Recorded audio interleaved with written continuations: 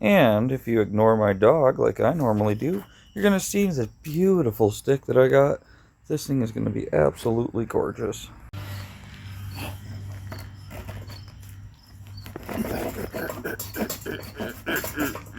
See, in the way all the time.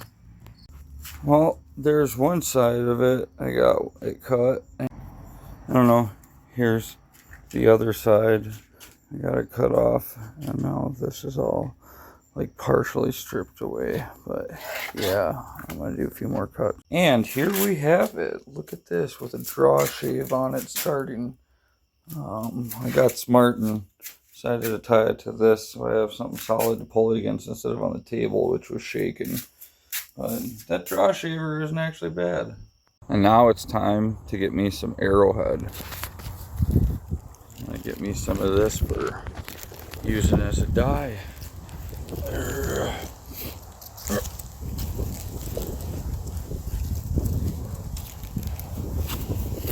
Yeah. Don't mind Ford. There he is, just kicking away dirt. Alright, it's really not going to look like much, but the arrowwood seeds that I gathered from over at the cemetery and the park, these are going to be mashed down into maybe an alcohol stain or a dye. I might not even add the alcohol yet. We'll see what it looks like first, but I've got a couple of test candidates that I'm going to try staining it on, and just a little rag here to see what I can do. I probably will also filter this out and make a mash at some point so that I don't get any particles in there just by using some old cloth. So I'm adding them in and just kind of gonna mash it all up after this, and yeah, we'll take a look. All right.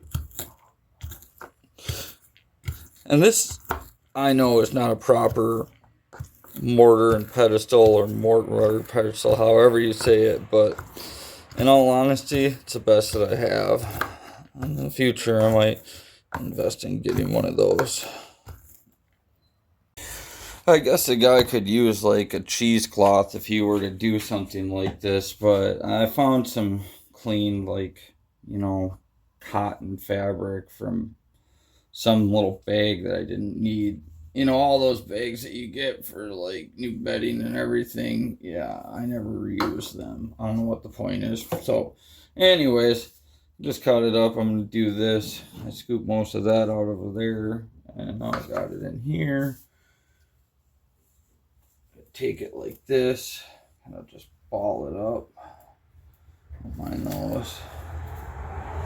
Put it inside of here.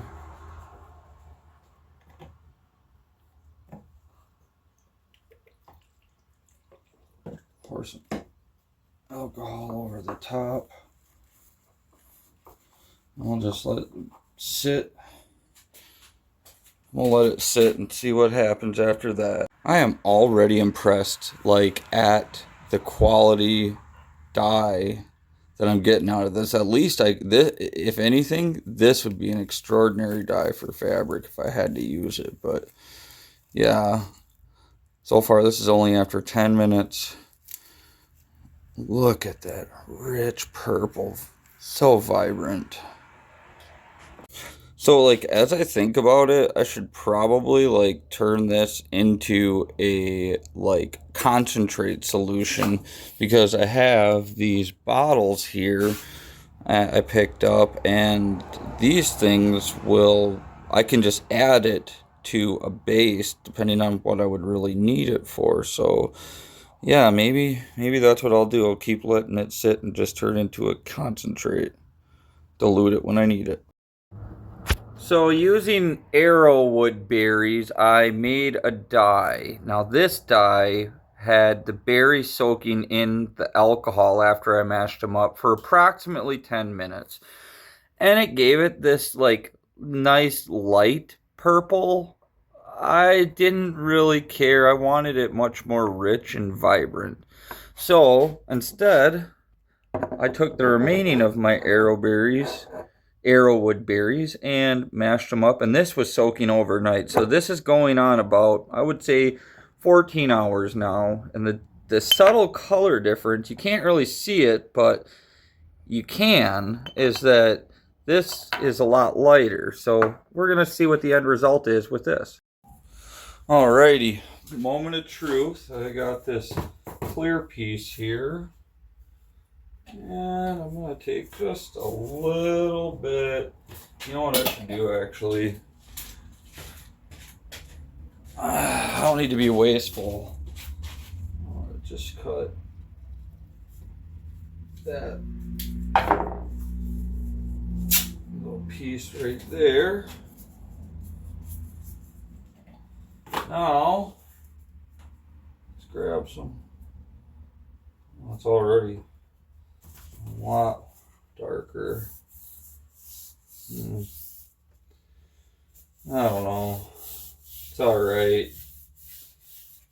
I guess if the guy really wanted to, you know, use this, then he could. I wonder if there's a way I could make it darker. I might add some coffee to it. That would actually give it probably a more vibrant color, but then it probably would overpower it. Yeah.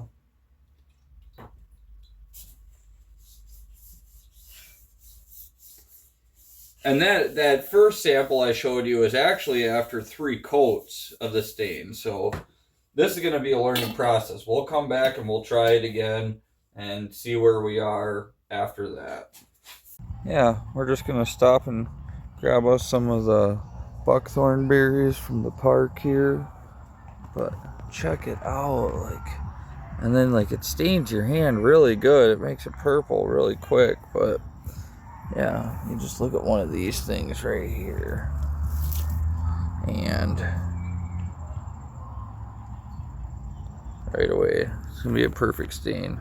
So this is the spoils of what we got when we went out foraging. Some bellflower tops and then some chokeberries, or not chokeberry, bush, buckthorn. Yes, buckthorn. So yeah, you can check that out, and we're gonna add it to it, make it more purple, because this still isn't purple enough for me. Alright, this new dye that we made, this is it right here. This is purple as we're gonna go. So this is the first coat of the clear coat that I put on it, and I haven't sanded it down yet. I'm just gonna let it dry overnight and come back to it tomorrow morning, but it honestly, within the next 2 coats, this is gonna shine so good. Alright, that's good for part 1. Part 2 should be out next week, and if you like what you're seeing, subscribe.